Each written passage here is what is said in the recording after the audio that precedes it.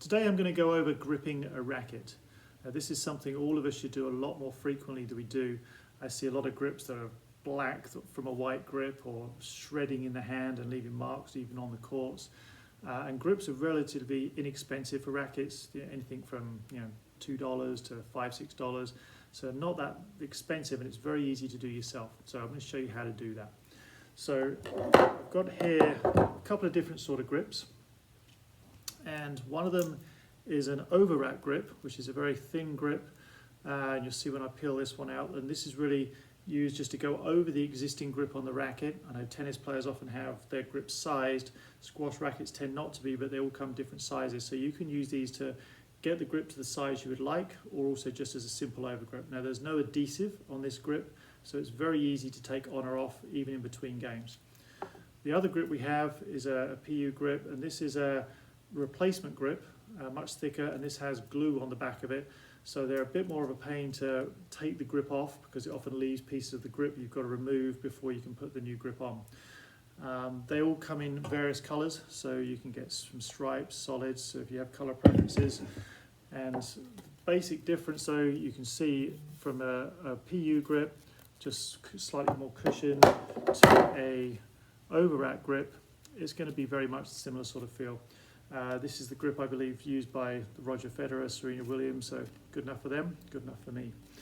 So I'm going to show you how to do a replacement grip, over grip today.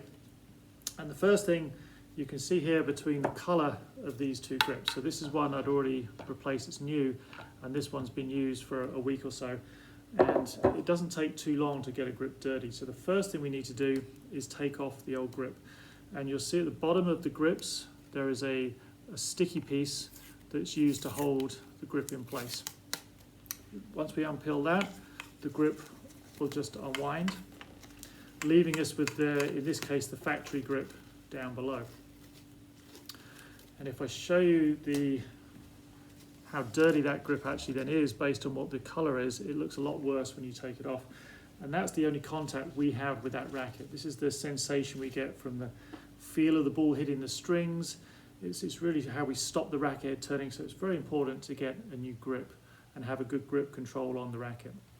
So I'm going to take the new grip, and all new grips will come with a plastic piece over the top, which just helps keep that grip clean, and that's the side that we want to be using against our hands. Grips also have a shape. At one end, you'll notice they are completely square at the end of it, and then on the other end, they have a slight slope to them. Now the slopey end is the end that we start the grip from. They also have an adhesive piece on most grips, even these ones that are the over wraps.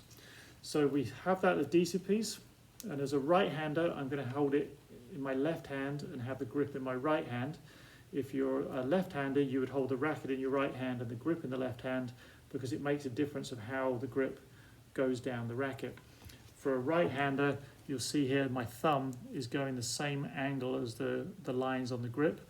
If I was to hold that in my left hand, it's going against the grain, which is going to promote blisters, and it's not as comfortable to hold.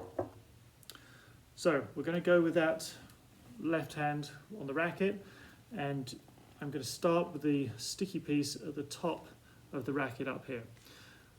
By wrapping the grip around the whole butt of the racket head there, I'm going to squash the top part of the grip and make sure I do almost a complete wrap around, and that stops the end of the grip coming off the end of the racket.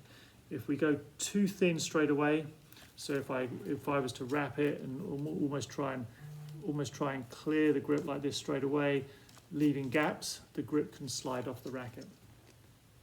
So once I've encased the top part of the grip, I'm going to hold the grip just a few inches from the racket, and I'm going to put slight pressure on the grip as I turn the racket. You see I get within an inch or so, slide back out, and I just do that half turn, slide back out, so I've got control. If I start from too far out here, you'll find it's a lot harder to get even in the gap between the grip.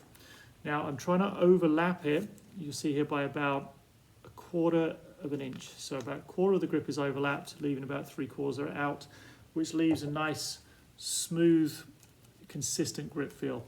I have seen people grip it a lot further up where they try and do almost half of it, which will make the grip bigger, and it also makes it a little more bumpy. So I'm going to continue doing that all the way down the grip where I put that slight pressure, and this will be the same with the PU grip as well, slight pressure, wrapping it round. Now, once I've got to where the end of the grip is, some people like to cut the grip here and then put the piece of tape back on the bottom, and it keeps the grip relatively short. I myself like to choke up on the racket a lot if I'm in the back corners, so I go further down the racket. But when I start going further down the racket, I now make the gaps a lot smaller, so I'm really covering about 3/4 of the grip. And what that does is it makes the grip now slightly wider at the end and much more comfortable on the feel for me rather than holding onto the actual shaft of the racket. So I'm going to go all the way down the racket there, which makes the grip just that little bit longer. So again, I've got more options of where I can hold it. Keeping that still tight with the thumb, I'm going to make sure I take off the sticky part, which is going to keep the grip in place. So I peel off the back of the sticky part, and we're going to put the sticky part on the top of the grip there, and then wrapping it round at a slight angle. So we're going overlapping the plastic as we go down, so I encase all of the grip and then stick it onto the shaft like that. If I just go round the grip, leaving some of it poking out, you're more likely to have it flapping off. So I'm trying to cover all of that edge around the racket as I stick that piece on. So once that's on, that's your grip done. So nice and smooth, evenly spaced, and that's grip for the right-hander, so it doesn't, again, go the other way. So for left-hander, I'd have been doing the same and rotating the racket that way round. Pretty easy to do. Once you've practiced it a couple of times, especially with these overwrap grips, because they don't have any glue on. If you make a mistake, you can always pull it back and then restart again, and always all the way up to the top. The tougher thing with the replacement grips is because the glue on the back, once you put it round, if the glue's stuck and you want to redo it, it often rips apart the other grip. So if you're new to doing grips, I would recommend starting with these overwraps. And if you prefer the feel of the replacement grips, you can always use those in the future. So there it is, gripping a racket.